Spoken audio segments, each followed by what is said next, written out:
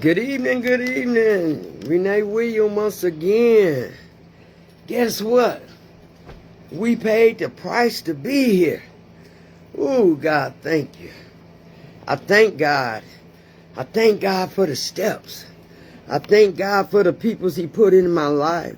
I thank God for my faithful fans, my faithful listeners. I thank you so much to be a part of my process. You know, we are on step 4. I'm excited. I am excited. This step did something for me, something for you. And y'all tells me that it did when y'all get on here. And if you don't do nothing but say hello, if you don't do nothing but just wave your hand, you know not using drugs and alcohol is a wonderful thing. It's a wonderful position that we put ourselves in to know that we don't ever have to use no matter what happens in our life. And I thank God for that, because I thank God that, you know, how He helped us with these steps. You know, before I open up, God, I want to just give you all the praise and the glory, and to tell you thank you for blessing peoples all over the world to stop using drugs and alcohol, to get their lives together. You know, the ones that still struggling, help them out, God. Show them they can't be in the driver's seat. Show them that they are worthy and they have a right to turn around their lives and get their lives together, not for nobody else but themselves. I thank you, my God, my God. Hey, everybody, how you doing? I am Renee Williams, and we are on step 4. But I want to give some shout out to the ones who celebrating clean time on this day, the ones that have made it, that found the way to freedom from not using drugs. And I thank God that He has brought us this far, and can't wait to see where He gonna take us later on. I thank God. You know, we are on step. Before I do that, I'm excited. I get excited when I'm talking about these steps in addiction, because I finally found something that works for us, works for just us, and make us feel good about ourselves and our actions, of how we change our behaviors, you know, how we look to take accountability for what we did, how we forgave people, how we forgave ourselves. That mean a lot. And that's what I love about this step. But before I do that, shout out to the ones that's to the recovery houses, for the ones that transitional living houses, for the therapists and the counselors. I just thank God for y'all. I thank God that you was there when I came in. You there for other people that's coming in. And thank you for continue to stay there for the new ones who gonna come in. Because there's always a new, always people's new coming in trying to fight this disease. I hate this disease of an addiction. And this disease is cunning, baffling, and powerful, and it will kill you. You know, it's a slow process, and for some it was a fast process. So I thank God for everything. And now I want to thank God for the ones that was left that lost a loved one, like I did, that lost somebody that they truly loved and cared about. I miss my son every day, and I know I ain't the only one that lost a mother, or father, or son, or a brother, or a niece, or nephew, or cousin, you know, to this addiction, you know, and that's why I fight like I fight, to continue to stay clean, to continue to love my son, you know, in my heart. You know, he in a better place then sometimes we are left to deal with. You know, he don't have to deal with the issues no more. He don't have to deal with the struggles no more. He don't have to deal with none of that. But I thank God. I just thank God. I thank you for everything.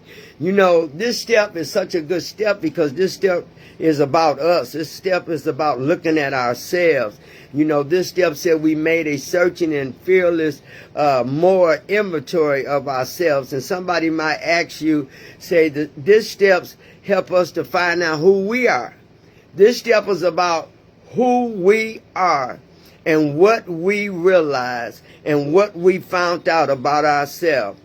You know, finding our character, finding our freedom. We have we haven't had freedom for a long time. You know, some of us still struggling, some of us still going through, but we haven't had freedom to understand our character and our behaviors in a long time. You know, and that's amazing that a step can come back and have you look at this and understand, okay, this is why I did this. This is why I did that. And I thank God for that. I thank God for all the freedom that he have gave me and that he have gave you, and that we realize we ain't never alone. Thank God for the 12-step program of Narcotics Anonymous program. That's everything. That means everything from pills, that means alcohol, that means heroin, that means everything that I don't say that causes us to lose our own self. Thank God that we found freedom in our lives.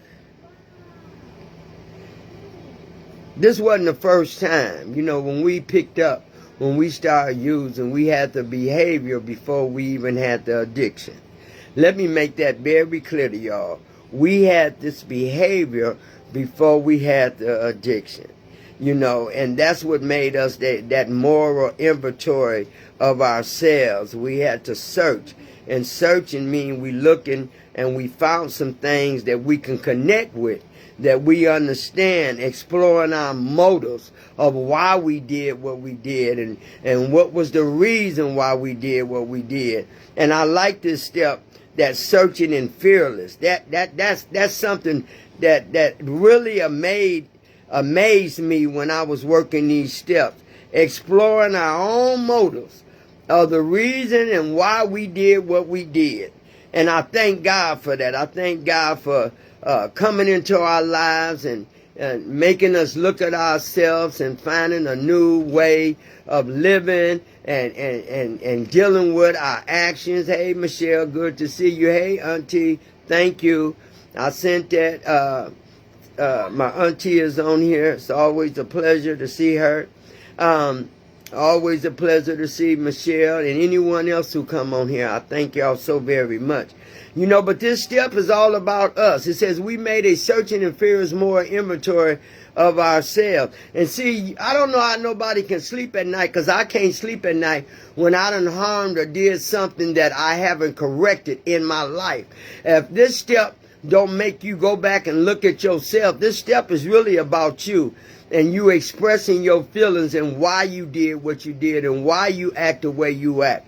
You know, and it's like a right and wrong behavior. You know, a moral, you know, a real life event, personal action, sometimes good behavior, sometimes bad behavior, sometimes, but doing what's good. That's what I tell people about this step. Doing what's best, doing what's good. Changing things that we have done, looking at our own self. Sometimes we don't want to look at our own self.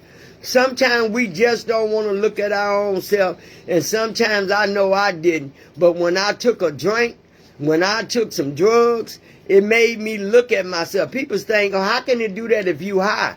Hey, because you high don't mean you still can't feel. You know, because when I was getting high, it made me look at why I'm getting high. It made me hate myself. It made me judge myself. It made me look at how I hurt somebody else or did somebody else. You know, so don't tell me you can't feel when you're getting high. You can feel. You just escape. You know, you just escape. You know, the lesson, you know, the right, doing what is good. That's what this step means. Right, doing what was good. The lesson, the teaching in our story. Because we all got a story that we can tell about how we made it over, how we went through, how we checked ourselves, how we looked at ourselves, how we looked at our character and our behavior. This step does a lot in one paragraph. this step have done a lot for me. I mean a lot for me. You know, values, rules of behaviors. You know, that's another thing in this step. Rules of behaviors mean everything. Because when we in our behaviors, we do things that we are sorry for later. We do things that we are sorry for now. You know, that's taking a look at ourselves. Remember, I told you I love this step because when we made that searching and fearless more inventory of ourselves, something happened. Something great happened. And if you ain't never been through it, then you wouldn't even know what I'm talking about. Something happened. You know, society, expectations, and afraid. One of the things that when I was working this step with my sponsor, I was fearful. I was fearful I wasn't going to continue to do what I needed to do. I was fearful that I was going to start something and didn't stop. I was fearful of the consequences I was going to feel while I had to go through this transition of getting my life back in order. You know, searching means being completely throughout. Completely searching means, you know, having the will to want to just let go and let God move in our way to show us some things that we neglected about ourselves. And I know for a fact that was the behavior. That was some things that I know that I didn't look at. You know, I was too busy getting high, too busy trying to get high, too busy trying to get money to get high with, too busy trying to, you know, people please, too busy trying to escape my own way of thinking, you know. Then I noticed that when I did this step, you know, the feelings of guilt and shame, the abuse, the secrets that I kept, you know, in recovery, you know, as I was coming in, I didn't want to tell everything, you know, that moral, you know, we have to do and work on our self-esteem, our pride, emotion, security of our own way we handle things. And people don't seem to understand that. Human identity and that gets disturbed by fearful. I was scared that I was getting disturbed by, I was scared that I was getting disturbed about how I was feeling working this step. You know, this step said we made a searching in fearless. And you know, to look deep, to me, this step, to look deep inside ourselves, to be honest, and the courage to face painful truth. What is painful truth? What is, you know, we as human beings don't like to be in pain. We as human beings don't like the fact that we feeling something different. You know, when I was going through this step and taking an inventory of myself, I didn't like what I came up with. But if I didn't like it, I had to figure a way to change it. I had to figure a way to change the way I think and how I act and what somebody done to me and what I done to somebody. This step is not all about what somebody done to you, but it's a step what you done to somebody or what you done to yourself, and how you can fix and gain some things of knowledge of knowing that I don't have to be like this. I don't have to live like this. I don't have to stay like this. And that's what helped me out. But you cannot work this step. I tell anybody, you cannot work this step unless you honest and have the courage, do a self-examination of the past behavior patterns and the character flow, the character, you know, flaws that I had in my life. I had a lot of flaws. I had a lot of things that I did not understand because of my addiction. That addiction is so powerful, it take you out of yourself. Over here. Take you out of ourselves. And we have to find ourselves in a position to want to understand the steps. You know, when I first looked at this step, I didn't want to even do this step. I tell you all the time, I didn't want to do this step. I had to find a way that can make things work for me. You know, and being honest and having an open mind and looking at myself ain't always easy. You know, it's not always easy when we look at ourselves and we wonder why some of us, you know, lost a lot of friends. First of all, I lost friends that I didn't need no more because of my using. And I came to a point in my life that I understand why God had to allow me to go through what I was going through, so I can be an example to somebody else coming in that don't even know. Because, see, I was one of them people that I didn't even know. We gain insight in this step into the root that causes and the pattern of our addiction. Our addiction started a long time before we picked up drugs. Because I had addictive behavior to certain things. I had a lot of addictive personalities, man. I was addicted to everything that made me feel good. I was addicted to everything that made me feel or made my ego think I was all that. You know, have you ever met somebody and they think they all that? They think they got it going on, they all that? And they think other people can't see the inside and watch and see what's going on. Have you ever met them kind of people? Well, I know I met some. And it was very painful for me to watch because I seen myself. I seen myself.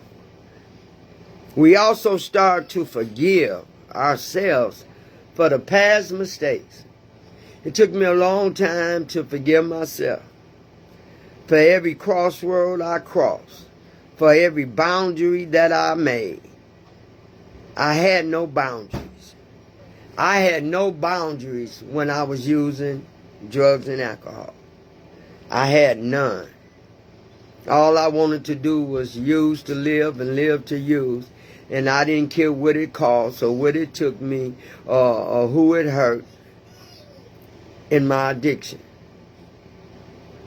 And when I look back over, when we come to a part in our lives and we look back over our lives and we see addiction, it was terrible.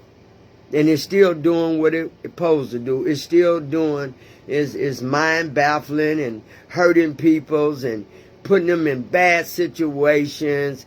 And they think it's no way out. Trouble don't last always. It's always a way out of anything. Anything that we go through is a way out. And I had to learn that by working these steps. Because it seemed like you can't get it together don't mean you won't. Seem like you can't just figure it out, it don't mean that you can't. And I had to realize that in recovery, learning that recovery is about letting go of something we got used to and was comfortable with. And we came into a place that we can endure and learn from other people's, hear other people's story, and know that I'm not alone. That's what it meant to me. And I had to start with me.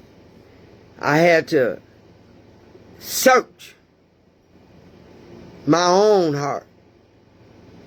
I had to search my own truth.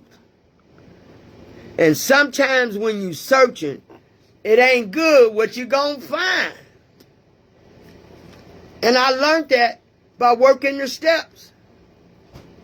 I had challenges that I didn't want to admit that I had. You know, we must do, you know, I realized when I did this step, it was very challenging for me. But it was worth every bit of it. It was worth all the effort that I had to put in this step and into myself in order to change.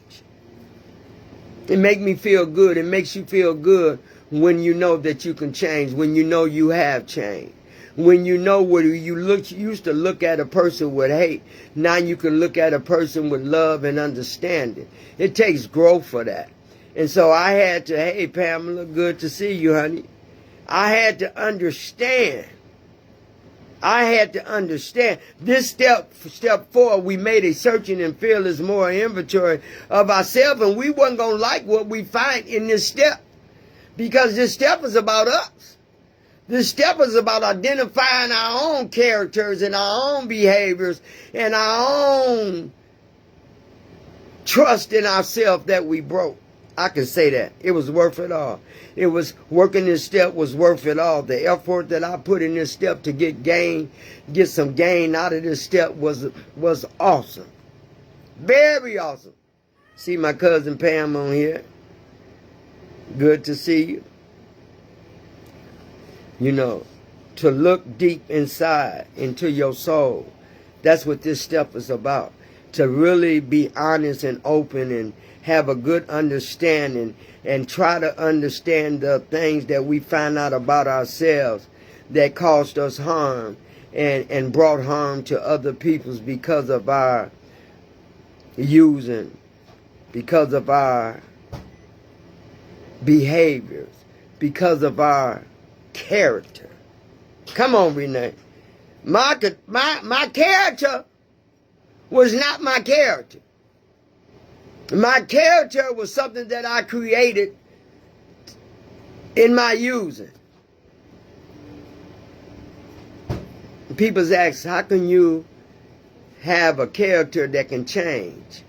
Well, when I started using, my character was to use and hurt everybody I can, as long as I get the drug of my choice. But changing my character is where I started on that hope shot, understanding, hey, Catherine, good to see you, baby. Thinking about how I can do this step, how I can be honest in this step, how I can admit all the things that I had done to myself to create the behaviors that I created within myself. Holding inventory of resentments and fears, I did all that. Sexual conduct and harm that I done to others, I did all that. The goal is to find out your own negative patterns. Did you hear what I said? The goal is to find out your own negative patterns. And we don't realize we have a pattern until we know that we're doing the same thing to the same peoples and to ourselves. It become a pattern, something that we get comfortable in, something that we want to continue to do because it helps us in one way or another to get what we need, what we want for our addiction. Now, some people won't get butt naked truthful, but I had to, because I have been, we as addicts, we become addicted to lying. We became professional liars, professional takers, professional stealers. Everybody might didn't steal when they was using, but I did. Everybody might didn't lie, I did. But I ain't never seen an addict that's using that didn't lie. If you did, send them my way, because most addicts, we lied to get what we wanted. And when we started doing and making that searching and fearless inventory, man, it got deep. Sexual contact and harm I done to others. My goal is to find, your goal is to find our own negative patterns. And I didn't want to, because I didn't like it. The way we talk to people, the things we say to people, and then we wonder why everybody started disappearing. No friends, nobody come by, nobody wanted to see me. I was using, everybody thought I was going to ask for money. People started disappearing in my life because of my patterns of my addiction. I had to look at the patterns and my personal flaws. And when you start searching, that's what you're going to find. If you really work in a program, you're going to find out all the flaws and how we used our own patterns to gain our own things to use, and how we can get and hurt other people's. But then you know, we had to stop playing the blaming game. This step taught me, now you've been blaming people too long. Somewhere in your heart, somewhere in your life, you got to learn how to forgive. You got to look past the hurt, you know, because most of us that use, we hurt ourselves. And we had to learn how to, and some of us still hurting ourselves. We don't see no problem with it. You know, like I tell my son all the time, you know, you don't see the problem until you start gaining things that push you in a bonfire. What's a bonfire? Like push you in jail, puts you on probation, or pushes you to where you can't get back. You can't kind of step up because you're too busy doing the same thing you've been doing. Oh, I tells my son, I tells my daughter, you know, if they don't want to hear, too bad. Because I'm a parent, and the parent's supposed to always tell the truth. And it's supposed to start with the parent learning the truth about themselves. So I had a goal to find my own negative patterns and my own personal faults, or why I just keep doing the same thing over and over every day, over and over every day. It had become a pattern that I liked it. It become a pattern of who I was. It had become a character. And when I started doing some searching and feel is more inventory, the more inventory is, you know, the more inventory, what would God do? I wanted to be like God. I wanted to be, you know I couldn't pop my hand and make everything that everybody wanted come true. I couldn't do that. That ain't a more immature. A more immature is taking a look at you and see how God is loving and kind and how he wants us to be the same way. I had to write a list of peoples or things that made me angry. That made me angry. Then I had to look at why am I angry? You look at why are we angry? What event caused us to hold that anger? Somebody at the door, Deanna. What made me look at that? What made me find a way that I had to look at myself and I had to take an inventory and I had to make a list of all the damage I had done? Some of us don't like that. Some of us don't want to look at ourselves, and you can't grow until you look at yourself. You cannot grow without looking at your mistakes, your fault, your patterns, your behaviors, until you learn to look at the disappointments that you had caused yourself. You will not grow. You will not grow. And I love growing. I love knowing, and I had to do an inventory of myself. And I didn't like the findings that I found in myself. I wanted to be better. I wanted to do better. I wanted to live better. I wanted to know better. You know, the 12 Steps of Narcotics Anonymous tells us that we must not use no matter what. We must understand this addiction, this disease of addiction. And to understand it is to grow. Not keep using. It's to grow. And I had to find that in myself, you know, why we, you know, or what made or what caused me to be so angry in life. And let that invest in me. And that anger took over. All I wanted to do was use. All I wanted to do was use. And when I wasn't using, I wanted to sleep. And when I wasn't asleep, I wanted to use. So I wasn't growing. Addiction stopped me from growing. Addiction stopped me from being the best I could be.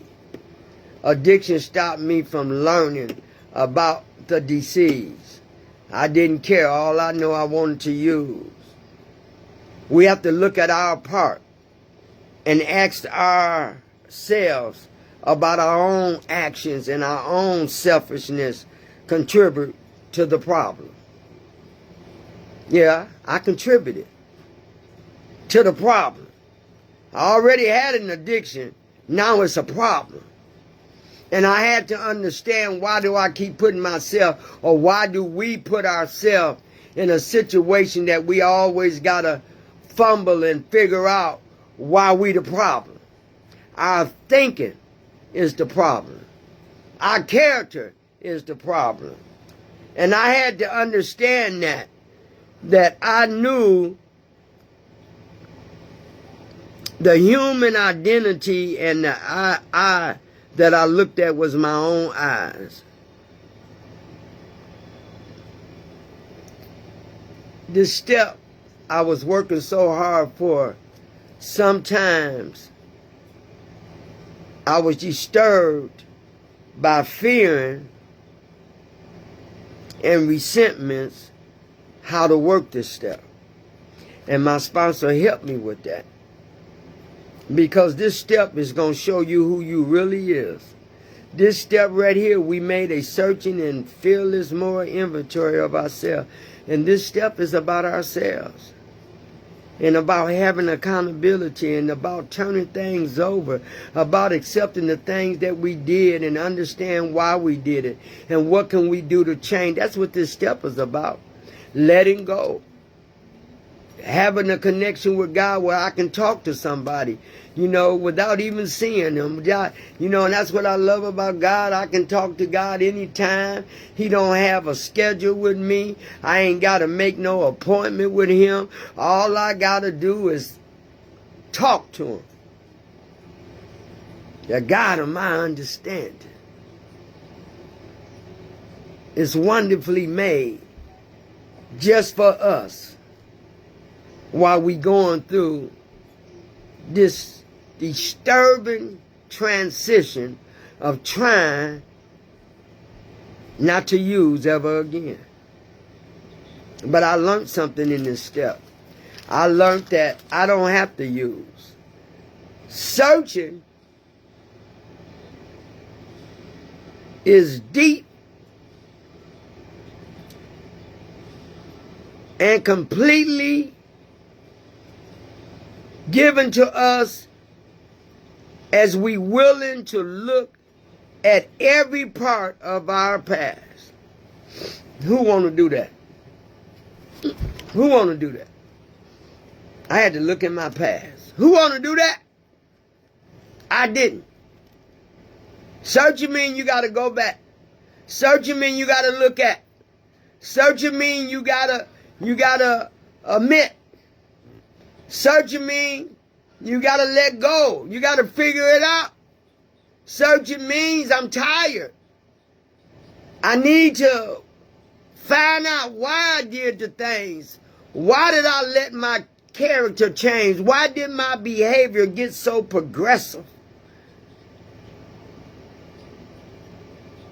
Our behavior without, when you work in this step, you can't hide. You can't hide from you. You might can hide from everybody else, but you can't hide. One person I know you can't hide from, and that's yourself. Some people don't want you to know that you figure it out. You have to learn that for yourself.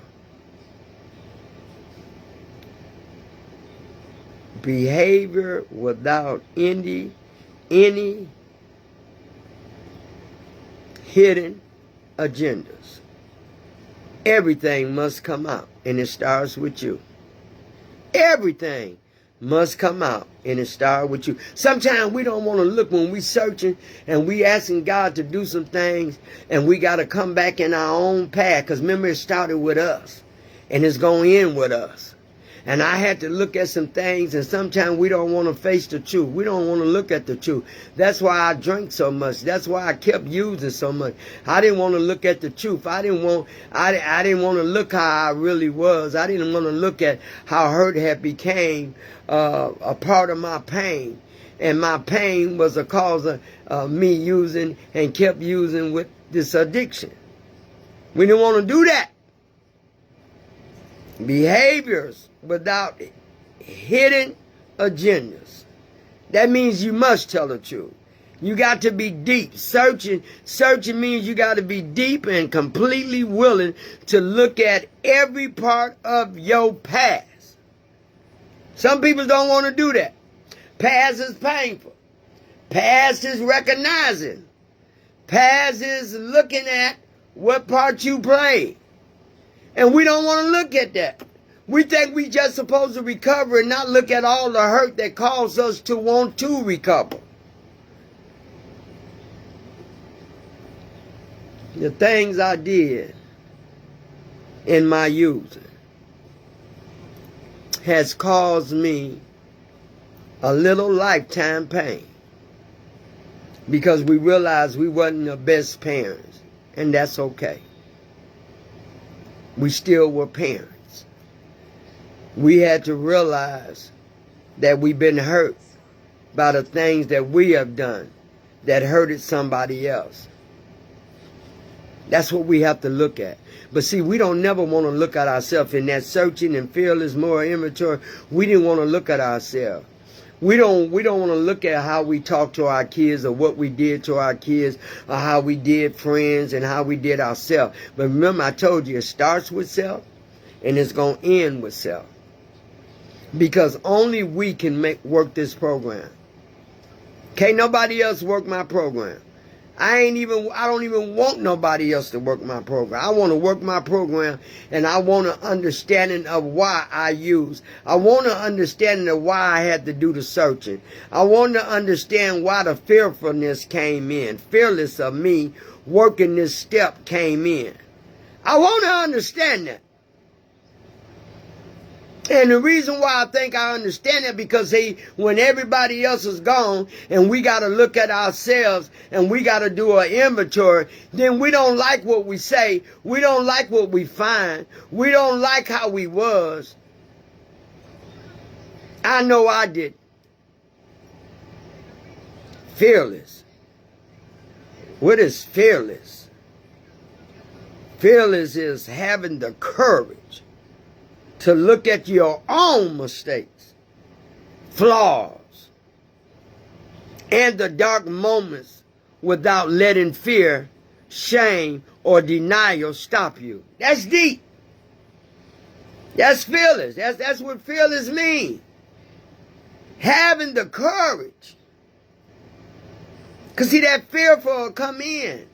Having the courage to look at our own mistakes, our own flaws, our own dark moments in our life without letting fear, shame, or denial stop you. And when we can't do that, then we still have hidden agendas. When you work in that searching and fearless moral inventory, that means that you finding something out about your behavior, about your character, about who you was and now who you learned that you can be better. We haven't had freedom in a long time. I don't know about y'all, but I can truly say that once you find freedom, you find peace. And sometimes we go through a long period of time before we even do any searching and fearless moral inventory of ourselves. Problems didn't begin the first time we took drugs. That wasn't a problem. So I had to realize that in my searching and fearless moral inventory. I had some issues going on before I even did the drugs, before I even took the first hit of drugs. You know, moral is to living in a way that matches God's loving character. Can you believe that? That's what it means. Moral to me living in a way that matches God's living character. And what we know about the God of our understanding, He good, He understanding, He's loving, He kind.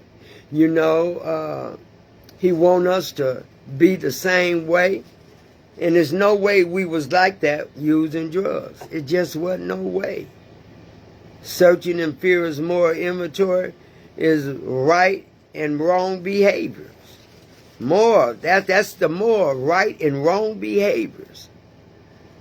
And I had a lot of right and wrong behaviors. Real life person or action sometimes good or bad behaviors. I had a lot of bad behaviors. I had so many bad behaviors, I can't even name them all. Living in an addiction world where everybody I knew and had friends, and maybe just a few of them didn't use, but I always used. I always ran from everything. You know, I always thought I was Superwoman, made everybody think I can handle this and handle that. You know, but it wasn't about everybody. I had to get connected back to me. I had to find out, why do I have to put so much on me? I had to understand why I beat myself up for the character that I created. You know, and think I was living. We think we living good when we causing so much pain to ourselves and to everybody else. I had to learn some things, y'all. More right doing what is good. And the teaching is telling my story. The teaching is listening to somebody else's story. Different face, different times, and different actions that people took. Everybody didn't have the same action. Everybody didn't have the same compulsiveness. Everybody didn't have the same character. Everybody is different. And I had a character so bad. Values, rules of behavior. Values mean rules of behaviors. Right and accepting society explanations and afraid I can't do it. That was my problem. Doing something, started something, and I thought I was going to fail, and because I had been failing all my life, getting high all my life, back and forth, back and forth. You know, I do good for a minute, think good for a minute, you know, start talking to God, and then when I was tired of God, I put him on the shelf, and then I didn't need him until the pain got great enough.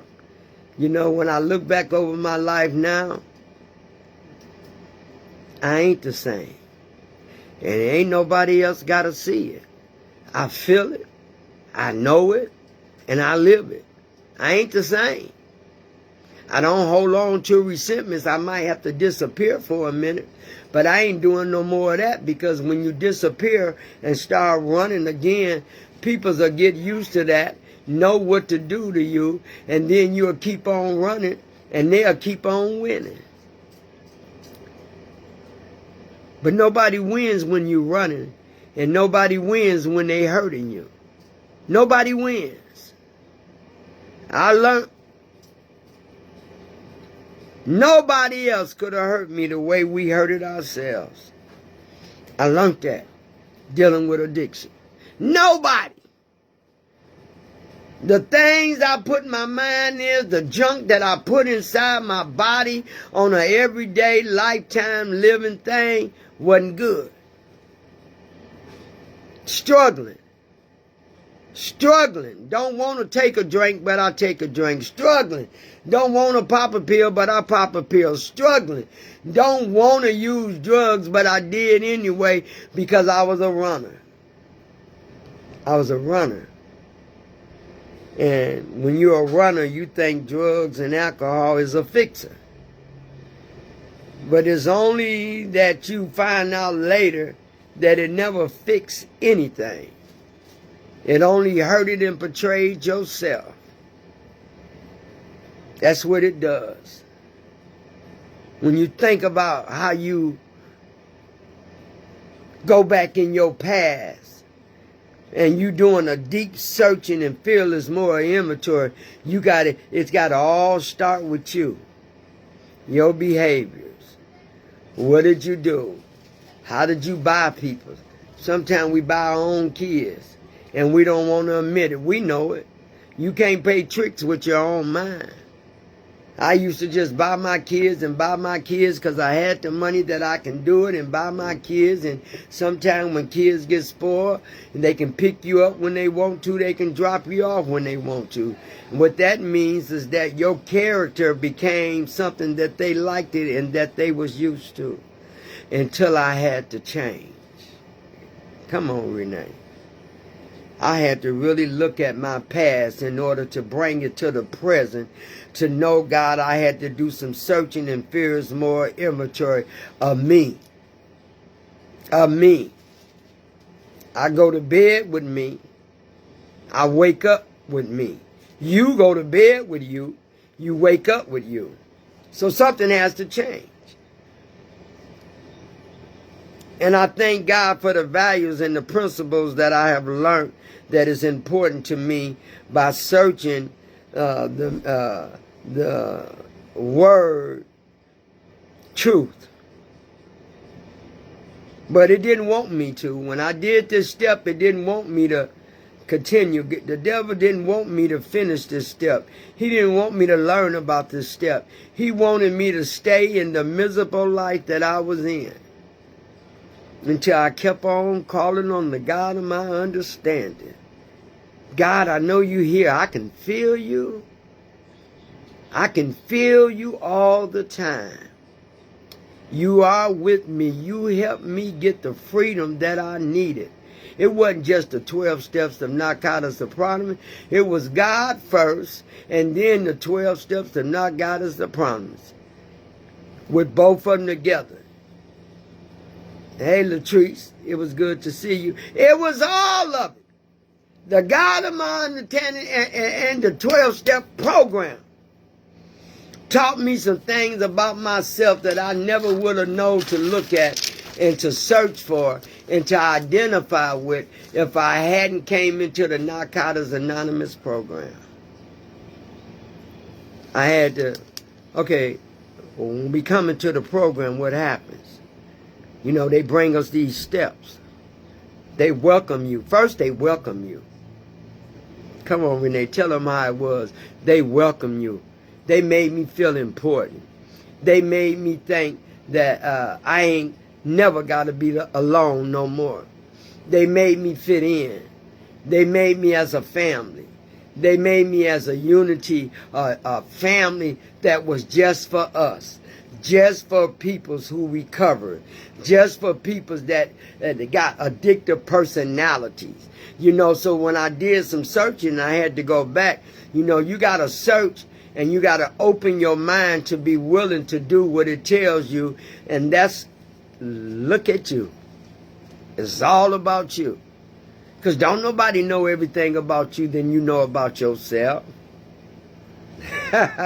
Sometimes we go to bed knowing that we did something wrong, or knowing we hurt somebody, or knowing we shouldn't have said what we said, knowing we shouldn't have did what we did. But we go to bed anyway. But I tell you, I had a problem going to sleep. You can go to bed. But I didn't have a problem sleeping when I was high and drinking. And I wake up doing the same thing that I went to bed thinking about. I wake up and do the same thing over and over. So when I did that fearless inventory, I didn't like it. You know, in order to, as a human being, you can't play Russian roulette with yourself always. You have to be honest. You got to really look at the parts you play. And some people don't even want to, some people like me, I didn't want to look at the part I played. Creating problems. Putting myself in bad situations. Putting yourself in bad situations. Some of us lost our kids. Some of us lost a relationship with our kids. Some of us let our kids do what they want to and say what they wanted to. Some of us lost husbands. Some of us mistreated our husbands. Some of us mistreated friendship. All because of our addiction. All because of our behavior and our patterns of what we was used to and what we liked it about our using. I didn't like nothing about my using. I just used. I liked it because it made me feel like I can escape. You know, every time something got rough, okay, where you at? Where you at, my friend? Do you know I had a nerve to call drug and alcohol my friend?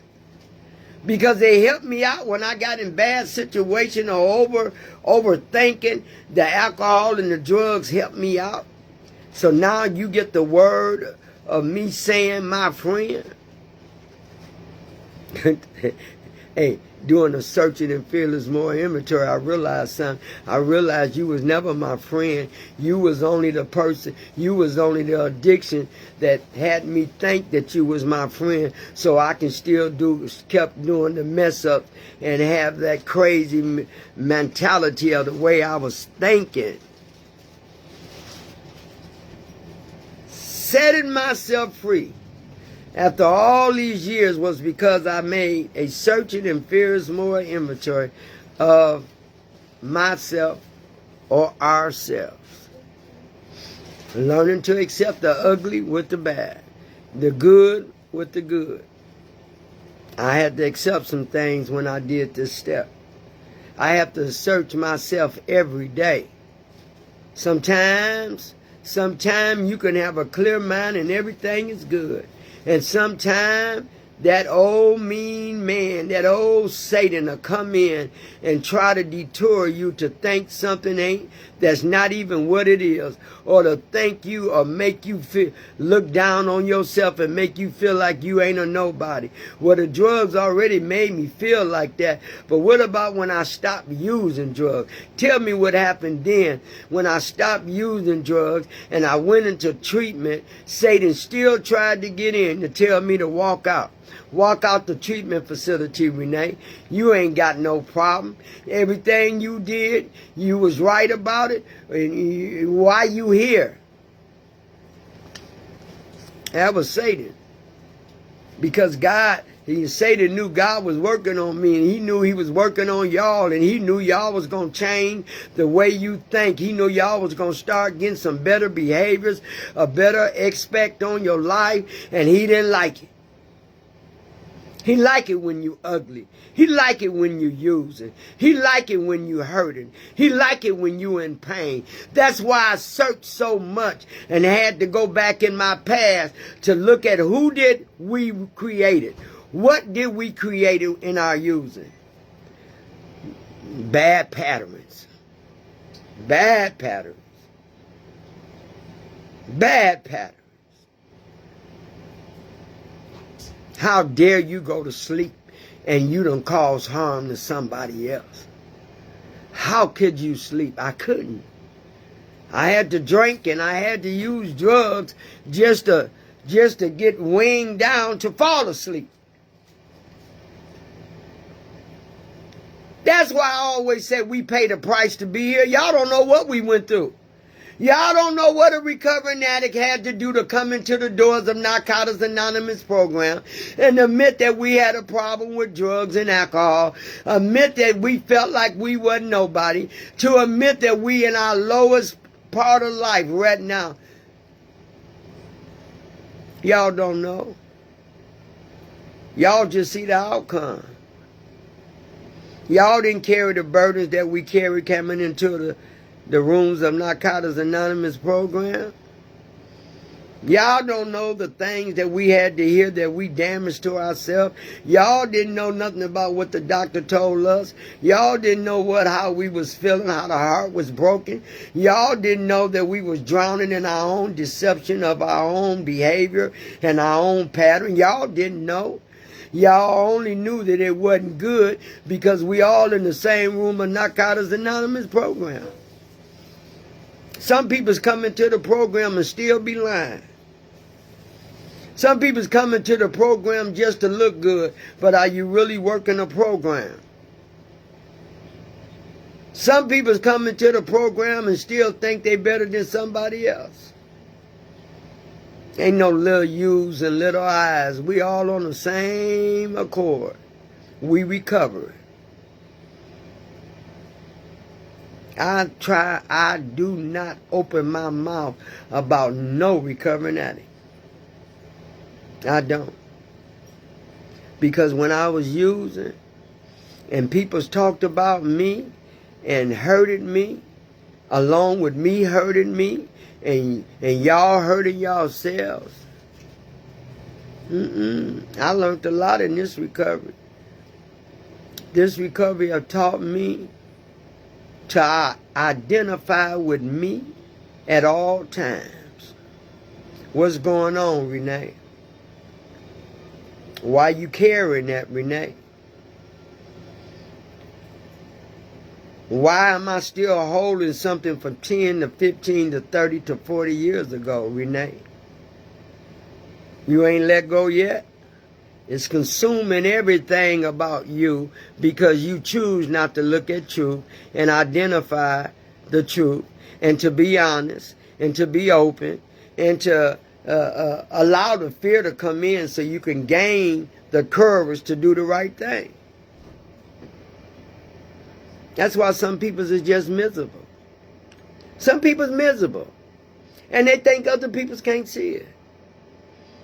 Some people are just miserable because they still ain't found peace yet. They ain't looked at themselves. They still ain't worked the program. They still don't acknowledge they got a problem.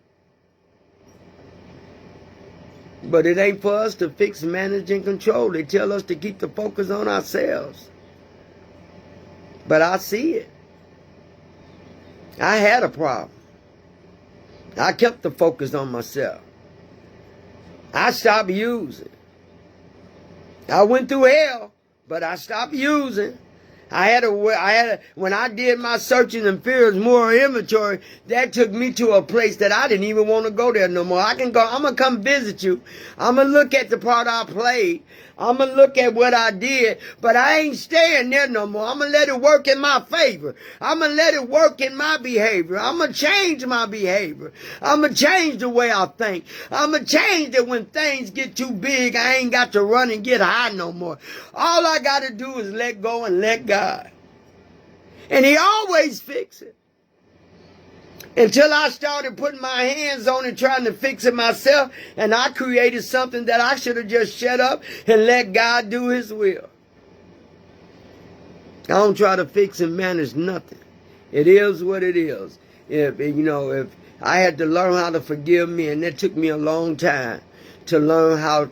And it probably took y'all some time too, because most people that come into recovery are dealing with letdowns and flaws and behavior and compulsiveness and how they hurt people, and their joy was gone, their hope was gone. But when you come into the rooms of Narcotics Anonymous, you start gaining everything back that you thought you had lost. You start getting your dignity back. You start getting your joy back. You start getting a better attitude on life. You start judging people. You start looking at yourself on a daily basis. You stop trying to create this profile that you know everything, that you understand everything, and you got some that think they do. You got some people that just think that's who they are. They worked on their addiction. They stopped using drugs. But what about the other addictions? What about the other impulsiveness? What about always trying to look at somebody else instead of themselves?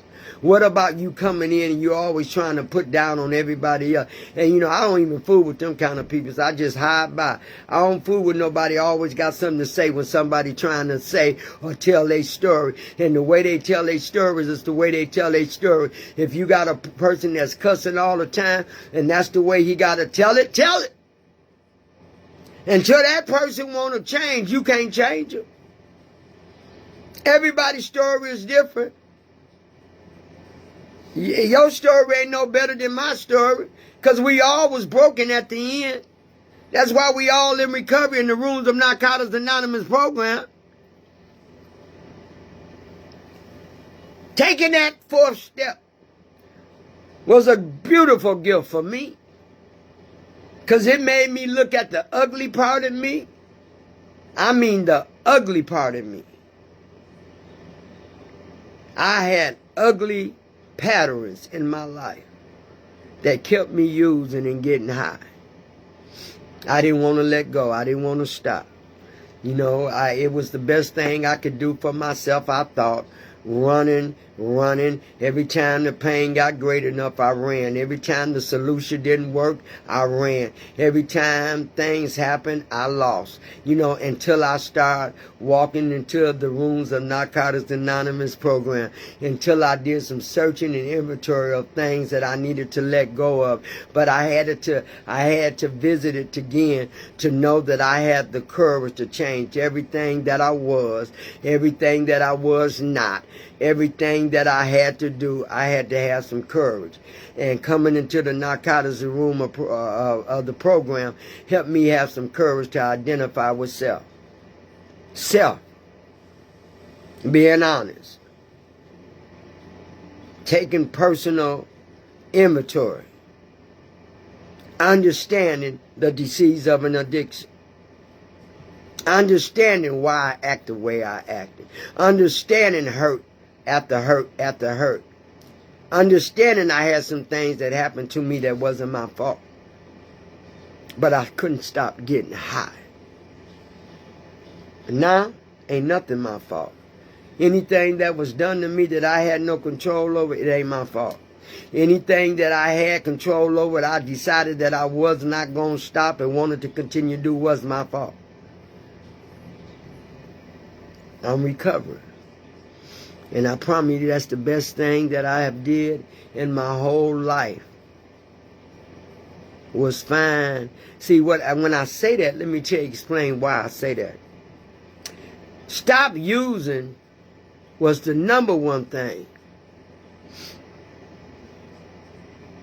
The greatest thing for me was knowing that I don't have to pick up no matter what. After that, changing the attitude, changing the behavior, changing the character, changing the flaws, changing the running. Man, I finally got it. Addiction is real. We're losing peoples. Every day we lose somebody to drugs and alcohol. And y'all tell me y'all think this ain't no problem. It's a problem. All over the world. But let me tell y'all something here. You don't never gotta use. Stop trying to open in that door to try to use an excuse to why you use and why you use because you wanted to use. If you relapse because you wanted to relapse. Because anytime you in the right mind or frame and you know you recovered and you go and use, you had already set up some expectation to go back and use. I don't set up nothing. I don't set up no expectation. I'll never use drugs and alcohol again because it damaged so many good people's lives. Never will I ever use drugs and alcohol again.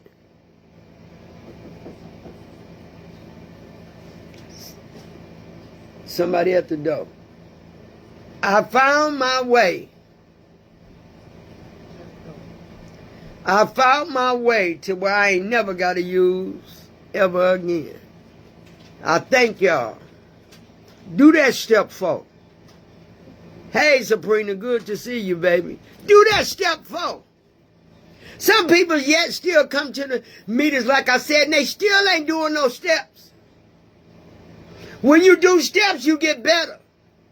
Not perfect, but you get better. The step 4 for me set me free because I had to identify with me. Couldn't nobody tell me what I'd done to me. Couldn't nobody tell me what I did to other people. Couldn't nobody tell me what I did and all the choices and the bad decisions that I made. Can't nobody tell me that but me.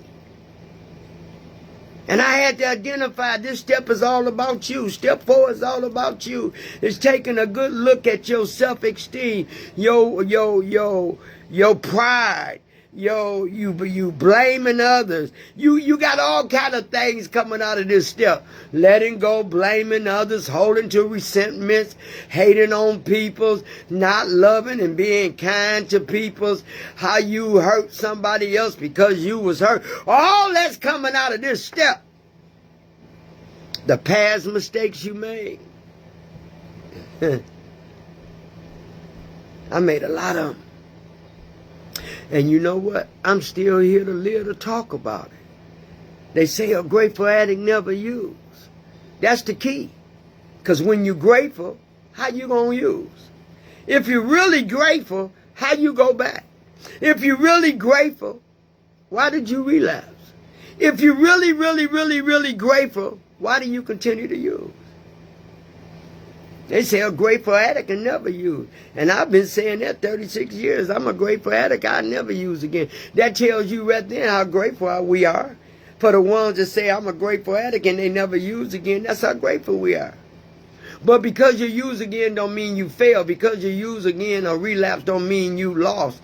Because you use again don't mean you wasn't grateful at that time. What it means, you took the focus off reality. You took the focus off you can't use no matter what.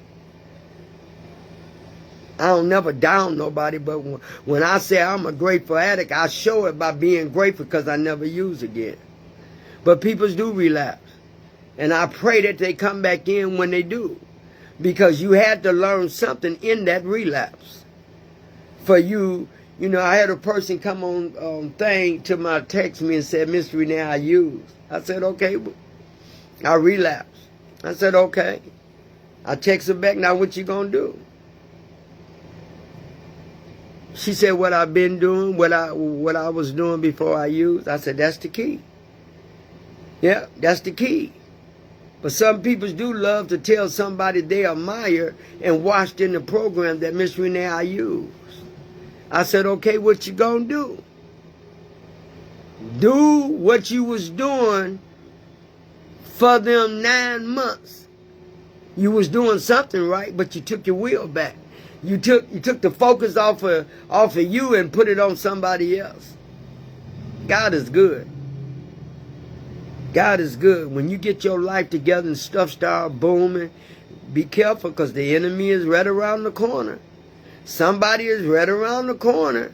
They're going to knock you off your square or going to say something to piss you off or jealous because you this and jealous because you that. That don't stop because you come into recovery.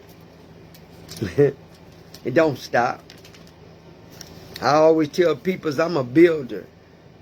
I'm a giver. I'm not a taker. I'm not a hater. I love everything that's around me. You know,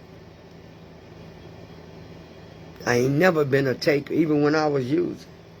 I always gave. I gave most of my dope away. I gave most of my alcohol away. That's why I always ran short. And when I had none, nobody can give me none because they didn't have none because I let them take up all mine. So, you know, even in my using, I was a giver. And still today, I'm a giver. I ain't no taker. Takers don't win. Takers always lose. You know, I'm going to close with this. I got a friend. And every time this friend come to my house, they either see something they want or can they borrow. And can I have some? I don't have a problem. The only problem I have is, you know, taking that morals and fearless inventory have taught me that's what I had became. And I say to myself, this person is a taker. But all I can do for this person is that pray that she can be a giver. Like I am, because I go without nothing. Everything you think a woman could want, when I changed my life and start putting the will of God in my life first, and I started doing the right things for the right reason. When I worked that step, it taught me to always look at me. It taught me to never judge another individual or to be judged. I love who I am. We love who we become when we in recovery. We love the growth that we can see. You know, I talked about Friday, and it was a good one for me. I talked about we got a raise. That hit home for me because I'm always getting raises. I got a raise in learning how to work this step. Money couldn't have bought me nothing in this step. God always giving you raises in your mind, in your thought, in your heart, in your giving, in your learning about somebody else, them raises. So I think y'all, step 4 was good. You know, I love me some step 4. I hope I've said something to help somebody look at step 4. That step 4 is all about you. It's all about reclaiming the things that you went through and what you had to go back and search and look to be better and to learn different and to work it differently. You know, this step had brought me loving and more kind resources in my life. It has made me look abundantly how I have changed, what I've changed, and learn from my mistakes that I don't make them same mistakes no more. Step 4 is all about you. Reclaiming you. Going back and realizing, looking back where we was. How the drugs have recreated a monster. I was that monster. I was that big old fat monster that turned black. I remember my mama told me, said, Renee, you look like a big old gorilla right now. Using drugs, skin tone, turned black and didn't care. Man. When you get clean, you start caring about everything that you neglected when you was using. I thank God for everybody that came up on here today and the ones and a whole bunch of them that comes on afterward.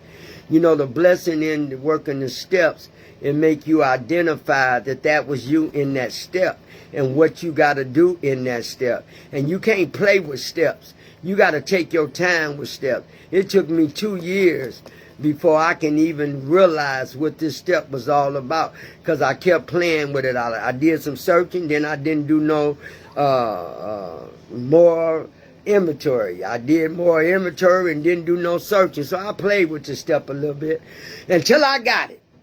I don't play with none of them because I use the steps every day of my life. And sometimes I lay in the bed, kids see me and I'm reading the steps. I want this book. I want to see what that book says. I want to see what this book says. And every book can relate, and it's talking about the same things but different situations. Bless you. I'm glad y'all had a safe week. Continue to love one another. And if ain't nobody told you that they love you, tell them Miss Renee said that they love you. I truly do. Thank y'all for being a part of my process and for me being a part of my own process. And let us close out with the serenity prayer. God, grant me the serenity to accept the things I cannot change. You hear me, God? The things I cannot change. The courage to change the things that I can. And the wisdom. I always get stuck right here. The wisdom. Thank you, God. The wisdom to know the difference. I love that serenity prayer. I love that serenity prayer because I say it every day in my life. Because we're going to run up on some things we cannot change. But we just accept that and just go with the courage that we see to get the wisdom to know the difference. God bless you. Y'all have a safe Sunday. I'll see y'all next week. And next week we will be on step 5. You know, I say this all the time. And I try to give y'all something different all the time. It's never the same. Can't nobody say it's ever the same. I put a little twist in it and whatever I got to do. Step 5, we admit it to God and to another human being, the exact natures of our wrongs. And you know we did a lot of wrongs. We had to go to, that's a whole nother step. But I'll see y'all next Sunday on step 5. And I'm going to have something good for you, good for me. And y'all be nice to one another and kind. Even to the people that don't be kind to you. That shows that you better than what you used to be. God bless. God bless you.